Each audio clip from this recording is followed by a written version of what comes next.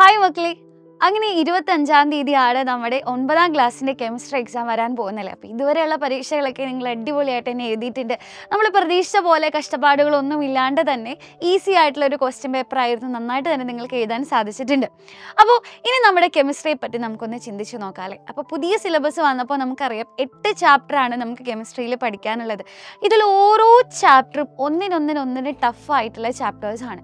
ഇതിലുള്ള ക്വസ്റ്റ്യൻ പേപ്പറും നമ്മുടെ ക്രിസ്മസ് പരീക്ഷയുടെയും ഓണം എക്സാമിൻ്റെ ഒക്കെ ക്വസ്റ്റ്യൻ പേപ്പർ എടുത്ത് നോക്കിക്കഴിഞ്ഞാൽ നമുക്ക് മനസ്സിലാവും അത്യാവശ്യം നല്ല ടഫായിട്ടുള്ള ക്വസ്റ്റ്യൻസ് തന്നെയാണ് വന്നിട്ടുള്ളതല്ലേ. അപ്പോൾ കൃത്യമായിട്ട് നമ്മൾ കോണ്ടൻസും കാര്യങ്ങളൊക്കെ പഠിച്ചു പോയത് കൊണ്ടാണ് ഓരോ പരീക്ഷയും നമുക്ക് നന്നായി തന്നെ എഴുതാൻ സാധിച്ചിട്ടുള്ളത്. അപ്പോൾ ഇനി ഒരു പബ്ലിക് എക്സാമിലേക്ക് വരുമ്പോൾ ഈ 8 ചാപ്റ്ററിൽ നിന്നും നിങ്ങളോട് ഒരേ വെയിറ്റേജിൽ ക്വസ്റ്റ്യൻസ് ചോദിക്കാൻ പോവുകയാണ് അല്ലേ.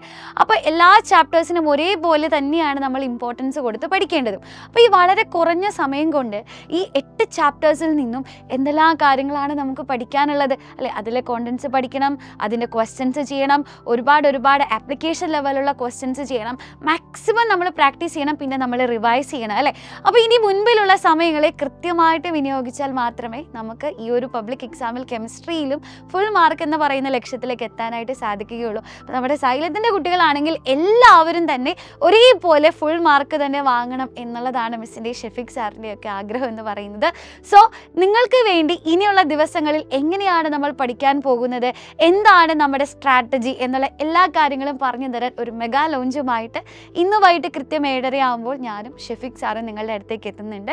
സോ ഈ ഒരു ലോഞ്ചിൽ നമ്മൾ എങ്ങനെ പഠിക്കണം എന്നുള്ള കാര്യങ്ങൾ മാത്രമല്ല ഡിസ്കസ് ചെയ്യുക കേട്ടോ. ലോഞ്ചിന് ശേഷം കുറച്ച് കാര്യങ്ങൾ നിങ്ങളെ പഠിപ്പിക്കാനുമുണ്ട്.